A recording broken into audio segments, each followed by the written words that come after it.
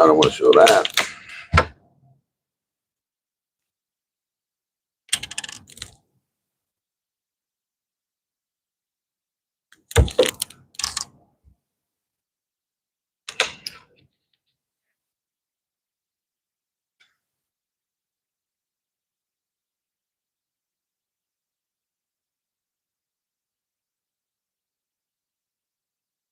All right, this is Sports for Real with Coach Hall.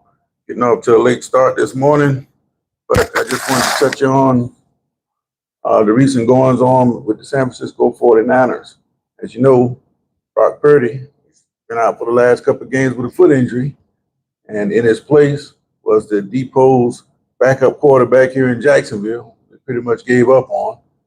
They shipped him to the free agent market and he signed with San Francisco. We're talking about Jacksonville local native Mac Jones. So he goes out to Frisco, loses the job to Purdy. I don't know if that's because he was thoroughly outplayed, but you know that Purdy signed that big contract over in the offseason. So you know he's pretty much going to have a leg up in that situation. And now that Purdy is hurt, you bring in a quarterback that's kind of mirror image of himself in Mac Jones. They both look similar running the 49ers offense.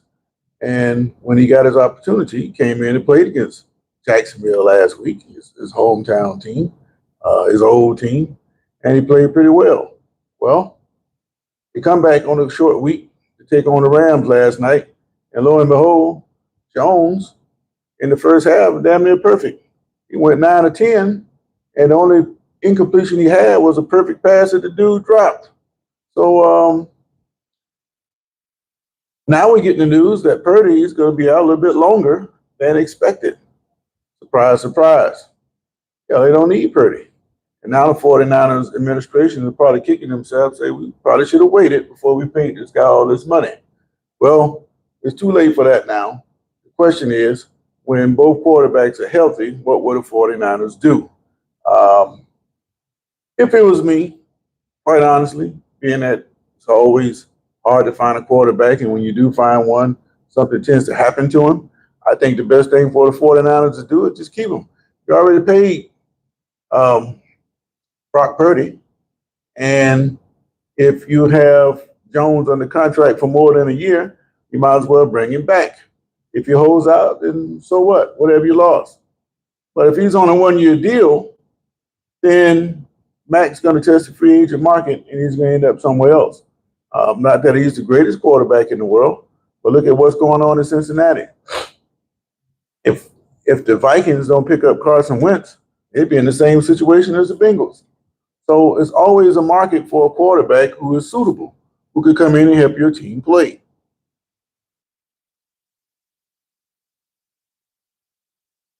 You can always find somebody to come in and help your team come back and be a pretty good team.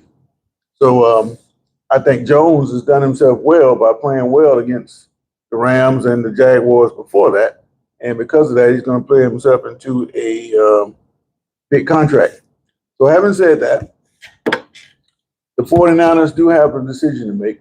And I think because Purdy is having that big contract, they're probably going to roll with him over Mac Jones. But again, if they have him for more than 1 year, then I would suspect that Jones is going to come back. Why not?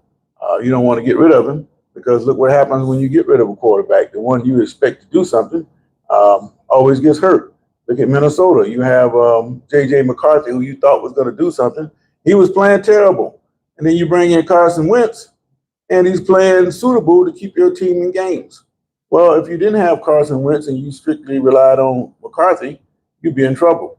But had they kept Sam Darnold, they could have kept McCarthy on the bench a little while longer, and maybe the Vikings might just have a little bit better record. And it just stands to reason that the 49ers, for that reason, will keep Mac Jones if he's under contract for more than 1 year. But it is fun to watch to see how these teams go through these ups and downs to make a decision on which quarterback they're going to keep. But speaking of quarterbacks, you know that the Browns, they still going through it with their quarterbacks. Shedeur Sanders, when asked about Dylan Gabriel getting the starting nod in this week in London, he didn't give a professional response. He kind of like mouthed a response with no words coming out. So basically, he didn't say anything, and he didn't get himself into any real trouble because he didn't say anything. But people are roasting him for the way that he responded. It was kind of childish in a lot of ways, but you kind of get where he's coming from. It doesn't matter what he says; he's going to be vilified. So why say anything? So his method of doing so is what got people thinking that maybe they should just get rid of this guy. Well, I'm thinking that Stefanski is going to do just what he did in the preseason. The same way that he gave Gabriel a start, he's going to give Sanders a start at some point. Because if he goes out there, Gabriel goes out against the Vikings and he doesn't play well, then I think the next game they're going to start Sanders. They're going to give both these guys equal opportunity to get that offense going. Flacco is suitable, but he's not really something that you can hang your hat on at this point. And I think because of that, it was already written that they were going to make moves with these quarterbacks and give them all a shot to see what exactly they had. But that got ramped up a little bit when the Giants came up with Jackson Dart. Jackson Dart played pretty well against the Chargers. So if he comes out this week and plays well, then the Giants really know that they have a quarterback. And the Browns are eager to find out the same thing. But just like I've been telling you guys all along, the end of the game for the Browns will be that Deshaun Watson is going to end up being the starting quarterback. He's going to be the starting quarterback because they already checked Flacco. He's not the answer. Gabriel will find out if he's the answer. And when if he flames out, they're going to try Sanders. And if he's not the answer, and they're still struggling win-loss record-wise, they're going to bring in Deshaun Watson. Why? Because they still have that big contract they're paying him.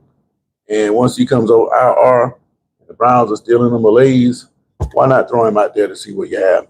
And I think if he does get back out there, he's going to play well. And opening day next year, Deshaun Watson is going to be the starting quarterback, unless the Browns decide to try to trade him, which is going to be difficult because nobody wants to pick up that big salary that he has.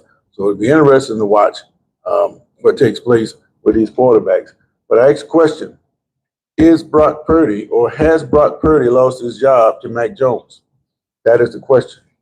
I say I don't have. I'm not getting much response today, but that's okay.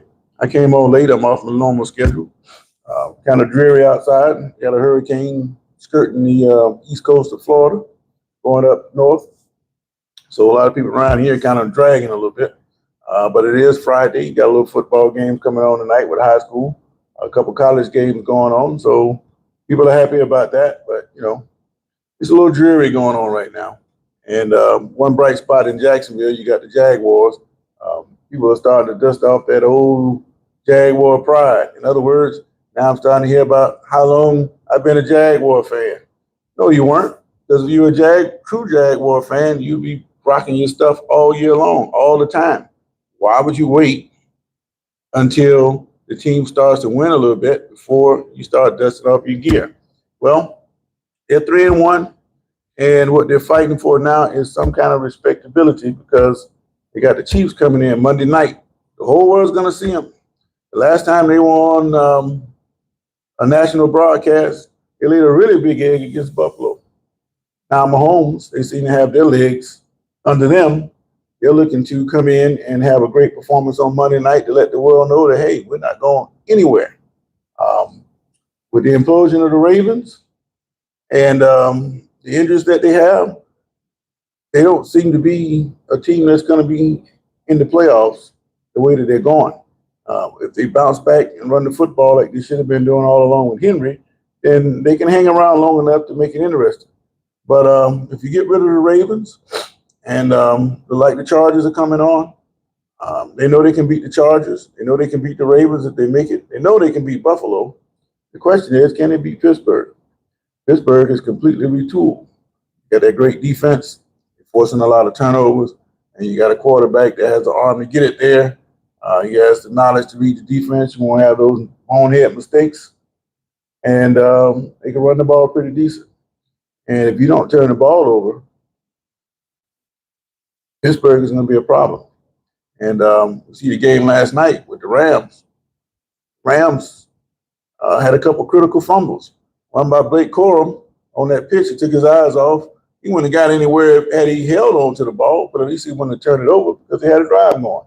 And then on third and goal in overtime, he get another fumble by Williams. He got that one back, but it set the stage for 4th down and 1. And the 49ers stuffed them. And they ended up winning the game 26-23 in overtime. And that was a great game. But you got to have the quarterback play to have you in situations like that. Stafford is playing good ball. And as I said before, Mac Jones played pretty well last night. And he put himself in position to get a big contract if, in fact, he has a 1-year deal with San Francisco. And I'm pretty sure that's what he has. And he may end up probably not Cincinnati because what's his name? He'll be back. Joe Burrow. He should be back for all that time next year. But he's glass. You know, you can make a big career as a backup quarterback. Be a career backup and play 20 years. A lot of quarterbacks have done it, and it looked like Mac Jones is on the way to doing that. But he should get an opportunity to sign a big free agent deal somewhere, and I'll be looking forward to see how that works out.